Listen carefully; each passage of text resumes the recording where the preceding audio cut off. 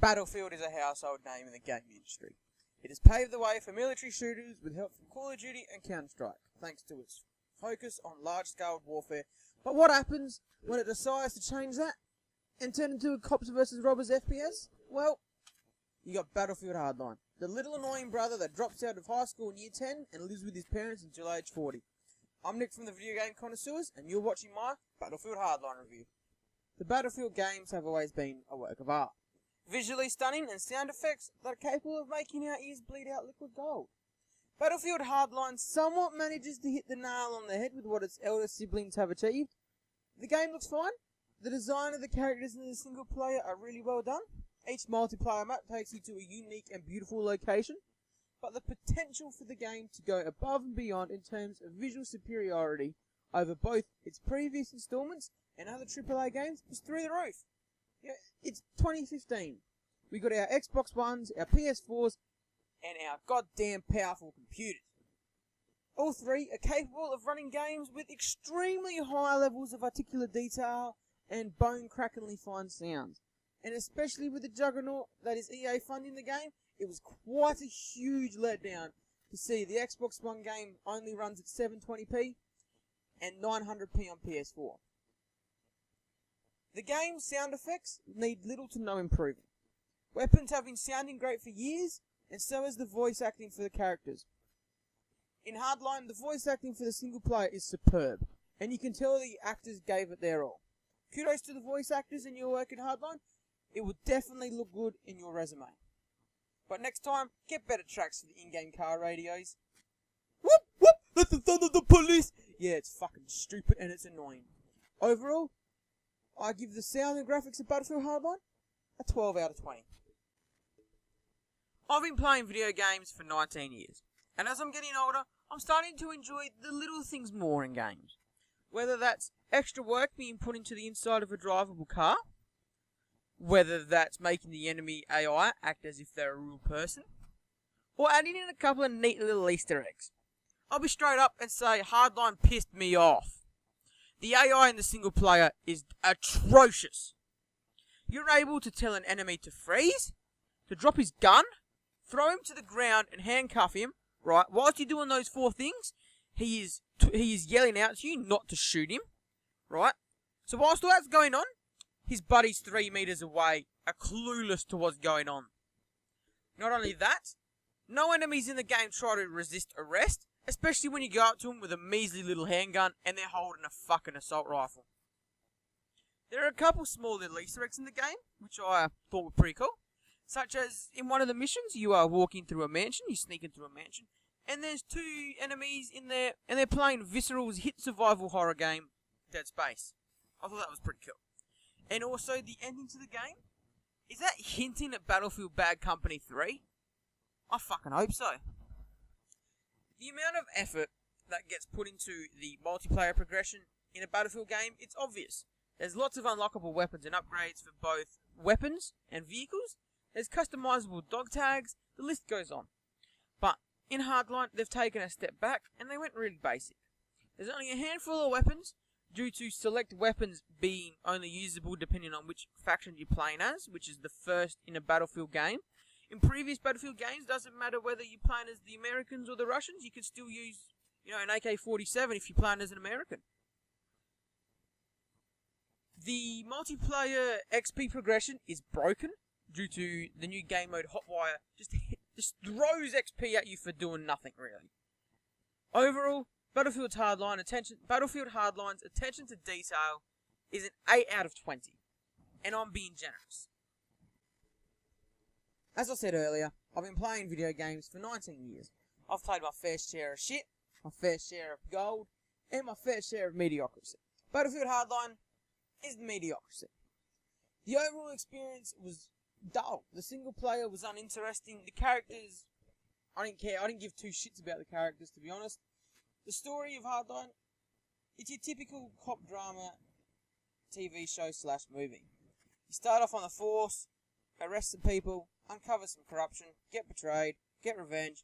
It tried to also mimic the constant action of the Call of Duty single players, but it didn't work because it's way too over top for a cop to experience. The single player of Hardline would have worked, on the other hand, if it had forgotten it was a Battlefield game. The single player should have played out like this. A rookie cop joins the police force, goes out on a few patrols and learns the ropes, uncovers something big, and brings justice to his city. Having each level play out as a living open world area where you're able to explore, get warrants, help innocent bystanders out with side missions to get some intel to help you, and even helping some old ladies rescue cats out of a tree. Come on, that would have been more fun. But nope, we got a Battlefield game that tried to run away from its family, but couldn't get out its front door. Like, seriously. You had to have a tank in a police game. What the fuck? But the game, indeed, I will admit, it plays well, There's a new way to go about the single player. For the first time, there's a stealth element in a Battlefield game. Especially thanks to the ability to arrest players. It might be broken, but it changes the way you play the game. So I'll give them points for that. The multiplayer for Battlefield Hardline is fun. It might not have expanded the customization field, but makes up for it with fast-paced, intense matches. It still has conquest, and is very enjoyable solo or with friends. Though the Battlefield has somewhat been taken out of Hardline's multiplayer with smaller maps and less vehicles, but personally, I think it worked well. The game has 5 new multiplayer modes, but none of these have potential of being fan favourites except for the exhilarating, cash-grabbing, vault-looting blood money. There really isn't too much of a cops versus robbers feel to the multiplayer. I would have liked to see Rushmaker return with a twist. Say the cops are going after a drug kingpin, and they have to push the criminals back to get access to his hideout, eventually reaching him by going through 5 different neighbourhoods and killing him. Or a game mode where the robbers have to quickly plan a heist by robbing nearby stores to get supplies, to make a homemade bomb, to repair vehicles, to reinforce vehicles for their getaways. But it seems they were a bit lazy. It could have been EA trying to push the game out as quickly as possible. I don't know. But it needed more work. It needed to be more of a cops versus robbers.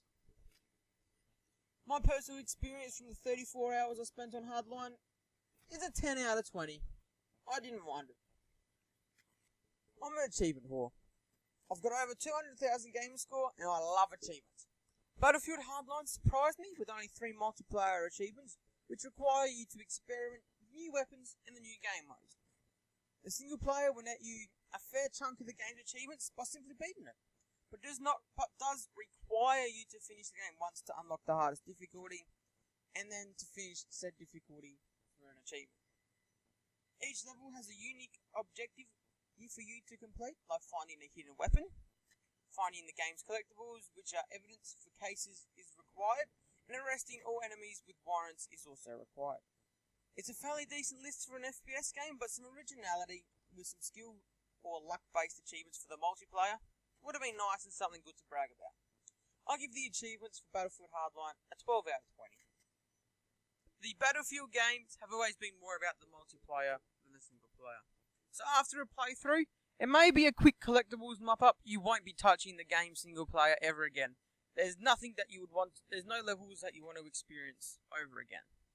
The multiplayer, on the other hand, is fun and will keep you entertained for hours. With over 10 game modes and over 10 maps, you can't get tired of it too quickly.